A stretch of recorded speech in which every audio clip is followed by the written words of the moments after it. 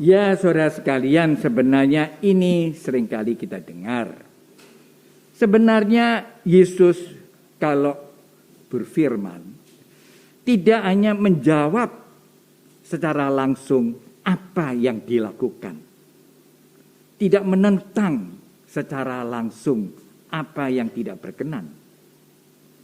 Tetapi jawaban-jawaban Yesus di dalam Injil bukan hanya mempersoalkan apa yang terjadi saat itu. Memang itu yang menjadi titik tolaknya. Tetapi Yesus ingin apa yang melatar belakangi pikiran-pikiran orang Yahudi itu. Itu sebenarnya. Apa yang menjadi mentalitasnya. Jadi ini bukan debat kusir, bukan debat mana yang benar, mana yang salah. Tetapi ini melakukan itu dengan suatu pemikiran apa? Suatu mentalitas apa? Suatu sikap hidup yang mana? Jelas, Yesus sama sekali tidak menentang adat istiadat. Apalagi sekarang ini bisa menjadi persoalan. Perlu bersih itu. Malah sekarang orang yang bersih dalam pandemi ini orang suci. Tapi orang yang sengaja kotor, dosa dia. Lalu kita ekstrim. Waduh, sekarang ini suci itu bagaimana? Tidak. Apa yang mengendalikan pikirannya? Dengan kata lain, Yesus ingin mengubah cara berpikiran yang sempit dari orang Yahudi. Itulah yang disebut munafik. Sempit karena sok benar, sok teratur, sok ikut ritualnya yang baik, sok memberikan sumbangan kepada orang lain, itu toh yang dilakukan. Tapi dengan suatu pemikiran kesombongan manusia. Saya tidak akan mengurai panjang lebar, ini memang bukan rekoleksi, ya. Tetapi inilah. Jadi bukan menentang apa yang sedang dan juga bukan membenarkan apa yang dilakukan oleh murid-muridnya. Itu masih bisa soal lain. Tetapi apa yang tadi menjadi dasarnya?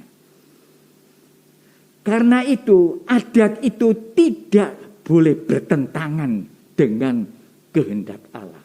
Tujuh.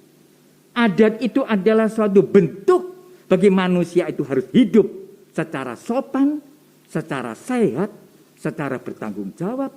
Tapi sekaligus dengan berbuat itu dia tahu apa yang harus kita buat dan persembahkan kepada Tuhan. Ini merupakan satu kesatuan. Ini menunjukkan suatu kedewasaan manusia.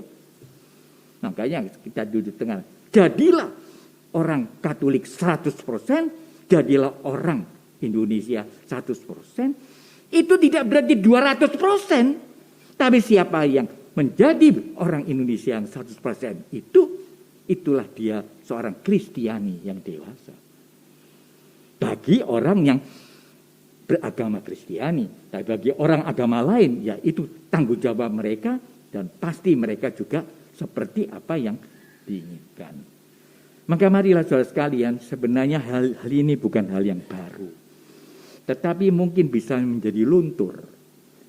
Dan orang seringkali terlalu bangga kalau bisa menonjolkan dirinya. Hati-hati. Juga dalam pelayanan, dalam berdoa. Dipikir kalau doanya banyak dan aku suaranya hebat. Wah, ini doa yang diterima Tuhan. Belum tentu.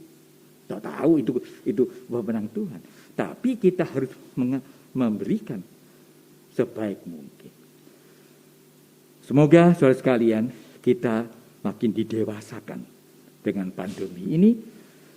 Yaitu dengan bertanggung jawab atas hidup kita dan hidup orang lain. Sehingga sikap yang harus kita bangun adalah sikap yang jujur, tulus, terbuka, saling melayani, saling menumbuhkan iman dan tolong menolong. Saya kira itu yang perlu selalu kita ingat justru pada saat-saat sekarang ini dengan melonjaknya dari virus itu, tetapi kita tidak perlu takut kalau kita semua bertanggung jawab atas hidup yang kita terima itu. Vaksin booster adalah suatu alat, suatu sarana untuk membuat manusia lebih sehat.